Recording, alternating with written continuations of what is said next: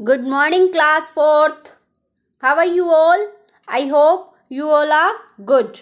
Welcome again, Hindi Reader online classes. So, students, today we will study about chapter 7, Ajanta का वैभव. आज हम अजंता का वैभव के बारे में पढ़ेंगे. तो जल्दी से सभी बुक अपनी ओपन कीजिए. हिंदी रीडर चैप्टर 7, अजंता का वैभव. Now reading time. Listen carefully, watch carefully all of you. सभी ध्यान से सुनना, समझना. Let's start. अजंता की गुफाएं महाराष्ट्र राज्य में हैं. औरंगाबाद तथा बहुर इन 3 रेलवे स्टेशनों में से किसी एक पर उतरकर अजंता पहुंचा जा सकता है. इन स्टेशनों से फरदापुर नामक ग्राम तक जाना होता है. कहाँ तक जाना होता है? फरदापुर नामक ग्राम तक. उसकी निकट पहाड़ियों में अजंता के कला मंडप छिपे पड़े हैं. फरदापुर से 6 किलोमीटर की दूरी पर पहाड़ियों में वधोरा नदी बहती है, जिसे अजंता जाते समय पार करना पड़ता है.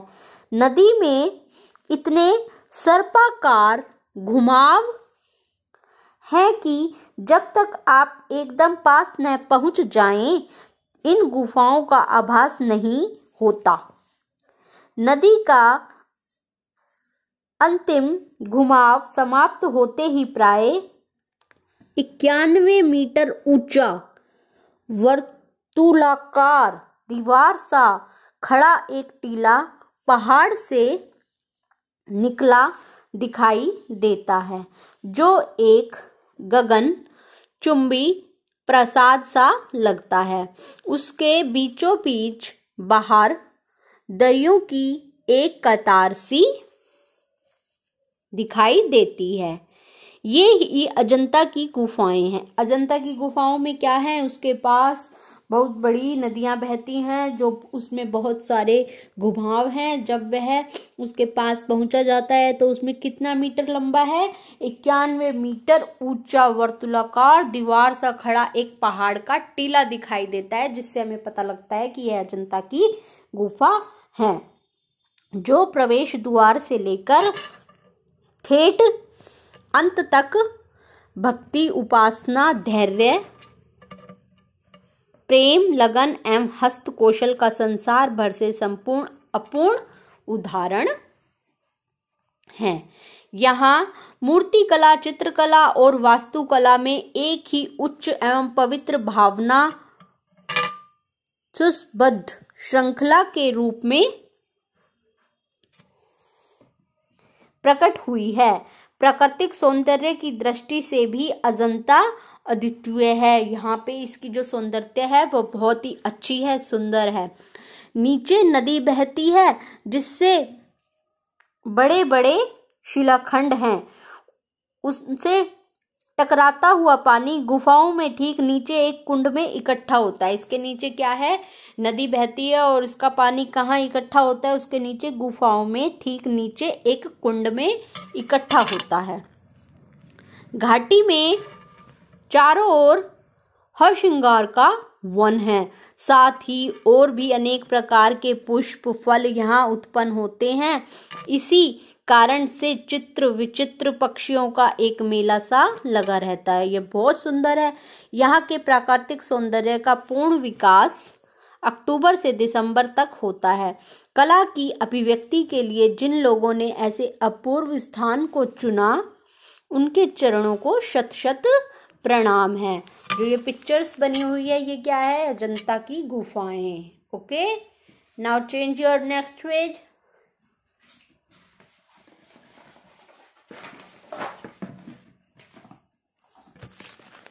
देखिए नेक्स्ट पिक्चर.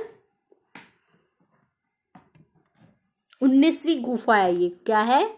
19वीं गुफा. ओके,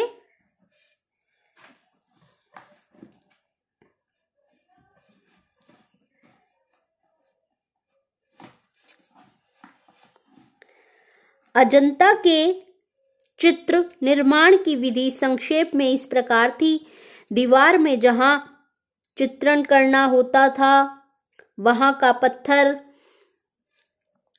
टपर कर खुरदरा बना दिया जाता था, जिस पर गोबर, पत्थर का चूना और कभी कभी धान की भूसी मिले गारे का लेबा चढ़ाया जाता था।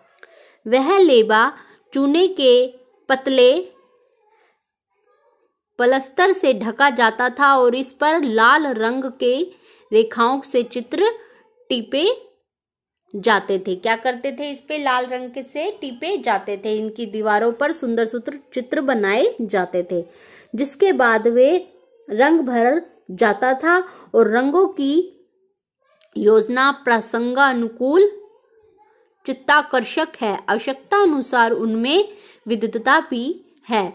यथोचित हल्का साया लगाकर चित्रों के अवयवों में गोलाई, उभार और गहराई दिखाई गई है। हाथ की मुद्राओं से, आंखों की चितवनों से और अंगों की लोच आदि से बहुत से भाव व्यक्त हो जाते हैं। इसकी दीवारों पर जो चित्र बने हुए हैं, जो इस पे रंगाई की हुई है, चित्रों से इसकी छपाई की हुई है, वह बहुत ही मन भावन और सुहावनी चितवन है, जिससे हमें एक इनके अंगों की लोच से बहुत से हमारे मन के भाव व्यक्त हो जाते हैं। अजंता की छोटी बड़ी कुल 29 गुफाएं हैं। कितनी हैं?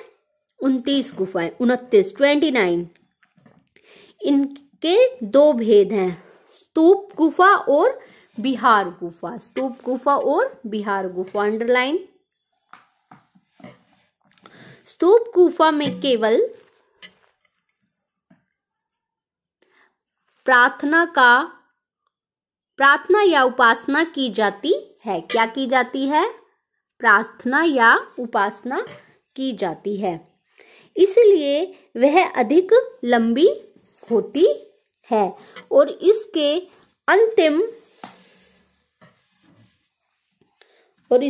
अंतिम छोर पर एक स्तूप होता है, जिसके चारों ओर प्रदक्षिणा करने भर का स्थान होता है। इधर पूजा अर्चना की जाती है और इसके चारों ओर क्या होता है?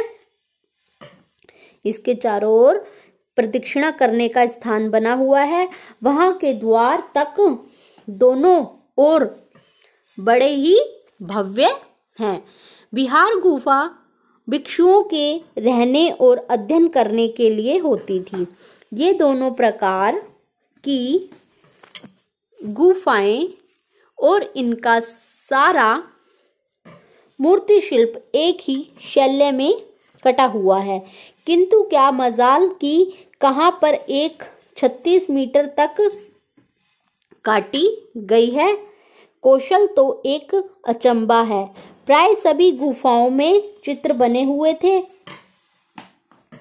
जिनसे पहली, दूसरी, 16वीं और 17वीं गुफाओं के चित्र के विशेष अंश बचे हैं। आज किसके अंश बचे हैं? पहली गुफा, दूसरी गुफा, 16वीं गुफा और 17वीं गुफाओं के चित्रों के विशेष अंश बचे हुए हैं। ये सभी गुफाएं गुप्त कालीन हैं। शेष गुफाओं में कहीं किसी का सुंदर मुख, कहीं खंडित हाथ पैर, तो कहीं घोड़े, हाथी या उनसे सवार के चित्रों कुछ अंश बच गए हैं। किसी किसी गुफा में कुछ कुछ चित्र शेष हैं। कोई भी गुफा के पूरे चित्र शेष नहीं है। किसी में हाथ पैर खंडित किए हुए हैं, किसी में मुख बना हुआ है, किसी में हाथी घोड़ों के चित्र दर्शाए गए हैं। ओके, पहली गुफा के ढलान की समूची दीवार पर लगभग 3.5 मीटर ऊंची, कितनी? 3.5 मीटर ऊंचा और 2.5 मीटर चौड़ा मार्ग विजय का चित्र अंकित है। मार प्रलोभन कामदेव शैतान की सेना भगवान बुद्ध को घेरे हुए है। किसको घेरे हुए है? भगवान बुद्ध को घेरे हुए है। इस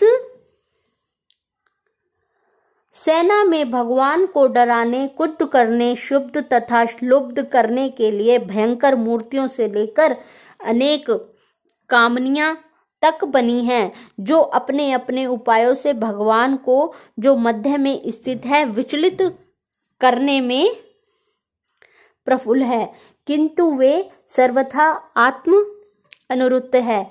उनके लिए चारों ओर कुछ है ही नहीं या हो ही नहीं रहा है। एक गुफा में केवल संध्या के समय सूर्य की अंतिम किरणें प्रवेश कर पाती हैं। अतः बड़ा आश्चर्य होता है कि यहाँ ऐसे चित्र कैसे अंकित किए गए होंगे। जो जो उस गुफा में हुआ करता था, उस गुफा के ऐसे चित्र दिखाई दिए हैं। कि पहली गुफा में क्या दिखाई दे रहा है, भगवान बुद्ध को कामदेव की सेना ने उन्हें पकड़ रखा है, उन्हें जकड़ रखा है, और कामनियों ने उनको अपने वश में करने के लिए अलग अलग प्रलोभन करने में लगे हुए हैं। देखिए ये क्या बनी हुई है, मार की सेना, ये सेना बनी हुई है। देखिए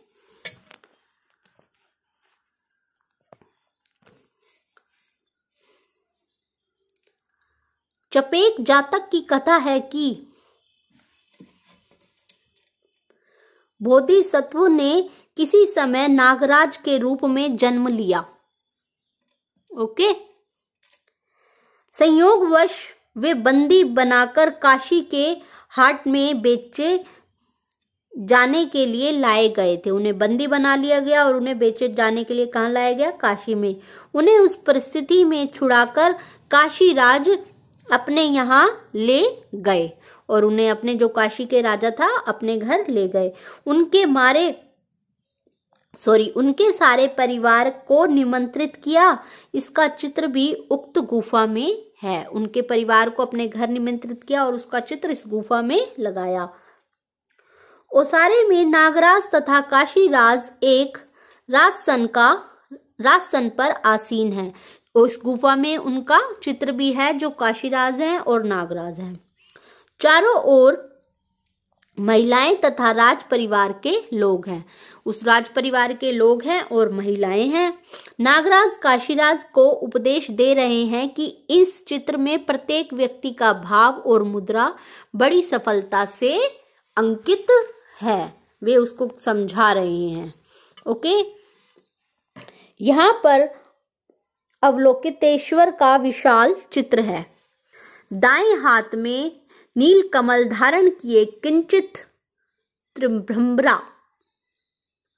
त्रिरंभरा युक्त भगवान तात्विक विचार में मग्न है। अनेक समस्याएं उनके हृदय में आंदोलित हो रही है।